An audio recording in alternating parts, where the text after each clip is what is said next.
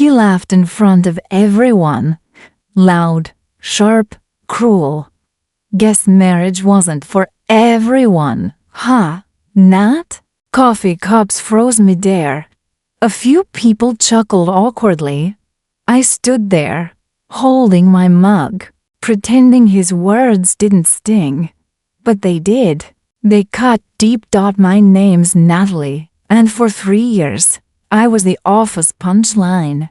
Not because of how I worked. I was good at my job.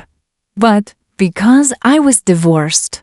The day after my divorce papers were signed, I walked back into the office like nothing happened.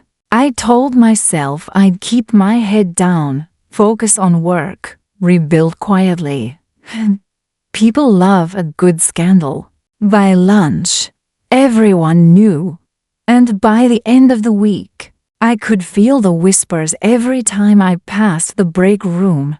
But none of them were as cruel as Mark. Mark wasn't my boss, just a senior team lead who thought he was the funniest man alive. And apparently, I was his favorite joke. Whenever someone mentioned marriage, he'd grin and say, "Careful, or you'll end up like Natalie, free, lonely, and allergic to commitment." The room would fill with forced laughter. I'd smile too, because what else could I do? Cry. Not in front of him, not again. I started coming in early, staying late. The office was quieter then, no whispers, no laughter. Just me, my computer screen, and the sound of my own breathing. Sometimes, I'd stare at the spreadsheet until the numbers blurred. My throat would tighten, and I'd whisper to myself, "You're not weak, you just started over." But every joke chipped away at me, a little more. It wasn't just what Mark said. It was how everyone looked at me afterward. Like I was broken, like divorce was contagious. Then, one morning, he changed my name in the team group chat, not as a mistake. As a joke, he renamed me Miss Independent. He thought it was clever. Everyone laughed. I laughed too. But my hands were shaking so hard. I had to put my phone down. That night, I sat alone in my apartment and made a promise. I wouldn't let bitterness win. I wouldn't fight him on his level. I'd fight him on mine. So while he spent his nights drinking with co-workers, I spent mine studying. I enrolled in an MBA program online.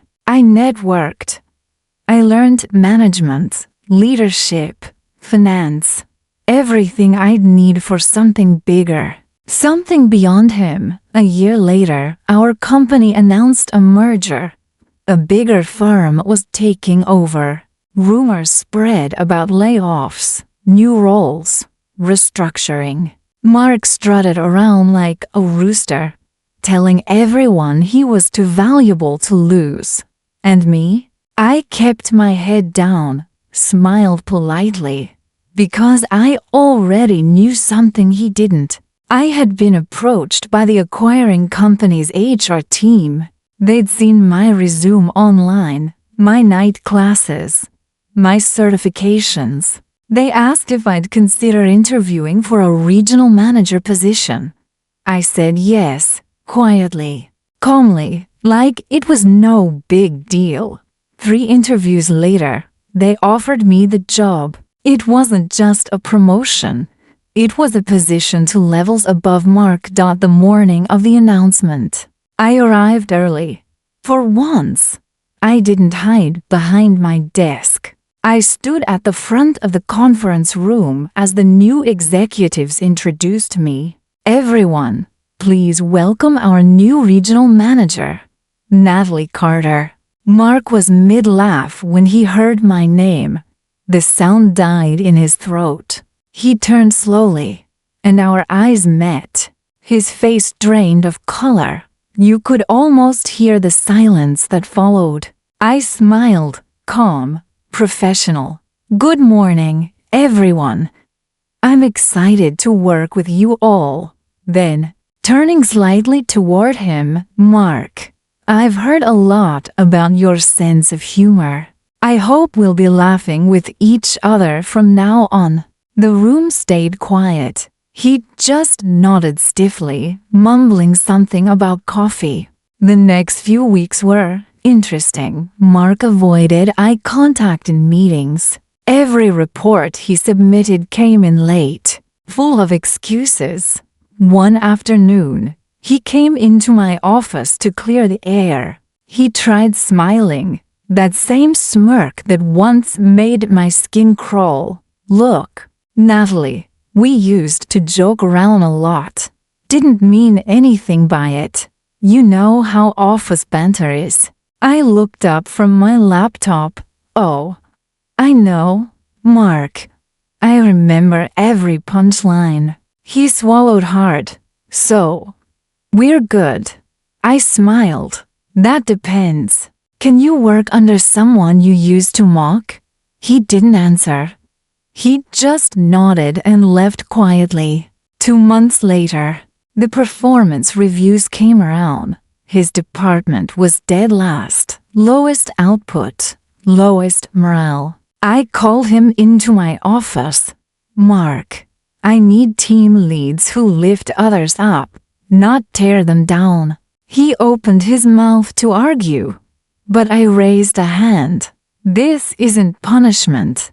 It's perspective. He was reassigned to a smaller branch, still employed, but far away from the people he used to entertain with his cruelty. A week later, I found a note on my desk.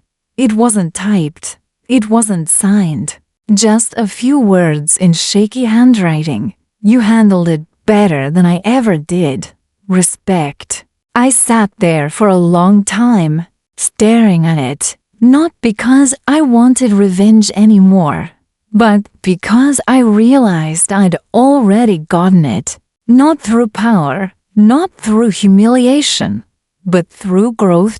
Mark mocked my divorce for years. He made me believe I was weak, unwanted, unworthy. But that divorce, it didn't break me. It built the woman who became his boss. So when people ask if I ever got even with him, I just smile and say, no, I got promoted. And honestly, that's the sweetest revenge there is.